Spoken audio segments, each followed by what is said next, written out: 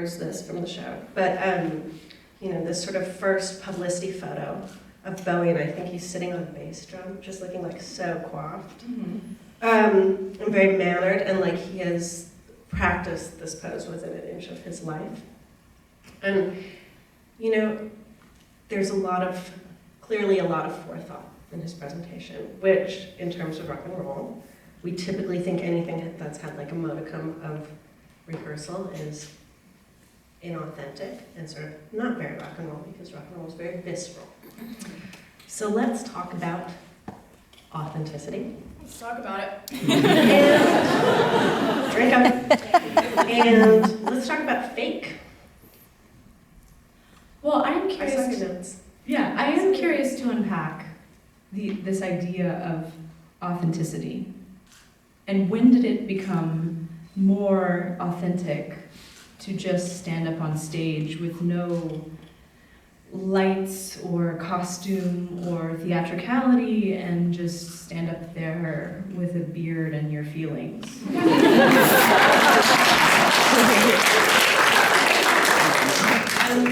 I mean, I have to say, like, looking back, Bowie's heroes were people like Little Richard, who did 50s queerness with a wink and a smile, because that's all that was really palatable for the times. He got away with as much as he possibly could in that regard, and for the times, and being in America, which is quite puritanical. And so you look at Bowie, and he's just the natural extension of these soul showmen, James Brown and Little Richard. It's who I feel like when we're talking about authenticity, there's sort of a specter in the room of white privilege, because the soul singers and Chuck Berry and they were entertainers as well as incredible musicians. Sister Rosetta Tharpe, incredible musician, showman. So I'm not really sure. I mean, maybe the 70s were such a decadent time that people had the luxury of money and to be able to just go, oh, it's not authentic unless we snorted it up our nose and sang it in Laurel Canyon. I don't really know what we're talking about when we talk about authenticity, and I'm very curious, as a music and cultural critic, to kind of unpack the roots of what we think of as authentic. Well, I think when we're talking about Bowie, I think he came right at a time where people were interested in things that were not, that I think in a lot of ways, sort of dovetailing out of the, very like earnesty of folk music, and that he and the feeling he brought was sort of also, as you're saying, like, maybe reflective on the drugs of that time and the feelings that one might want, but also like that sort of turning away from that, like California feel-good, that kind of freakiness, like the straight hippiness, to something that was like, gender bending, death.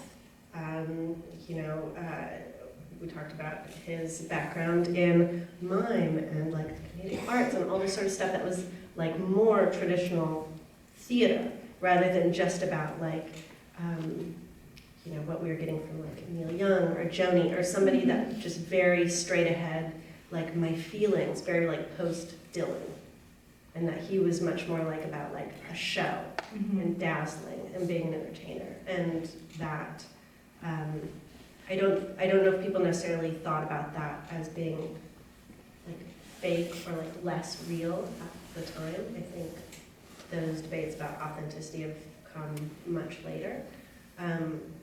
But I don't think anyone ever thought of him as being like inauthentic, because he was so, I don't know, because of the scale of the theater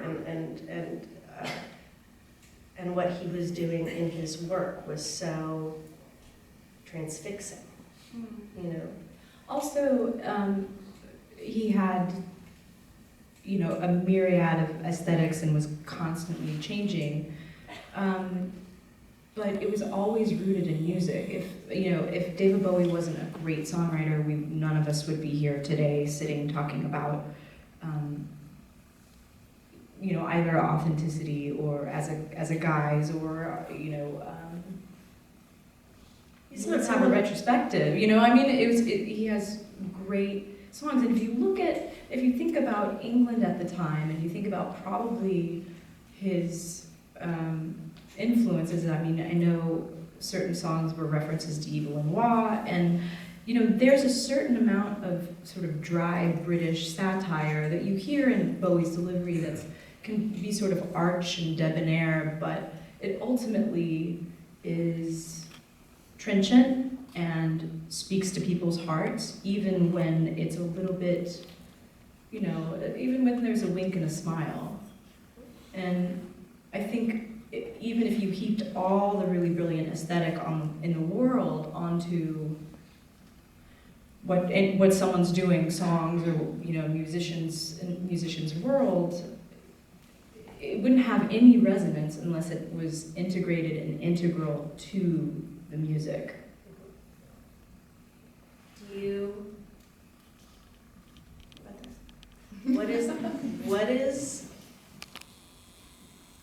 What is the role of fake in your work?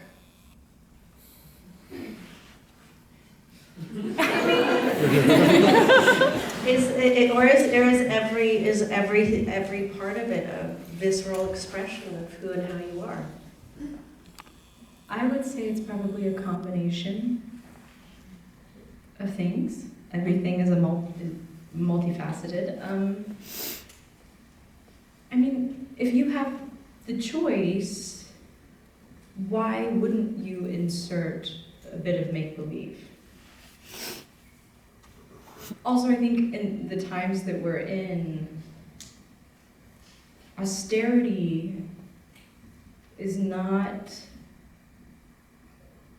There's so much austerity even economically and socially right now. It's like, why wouldn't you want a little bit of magic and a little bit of mystery and something to feel elevated out of the mundane? Maybe if you're an emo band, you don't want those things. Well, I have an emo haircut, so yeah. Wasn't gonna say it. You look lovely.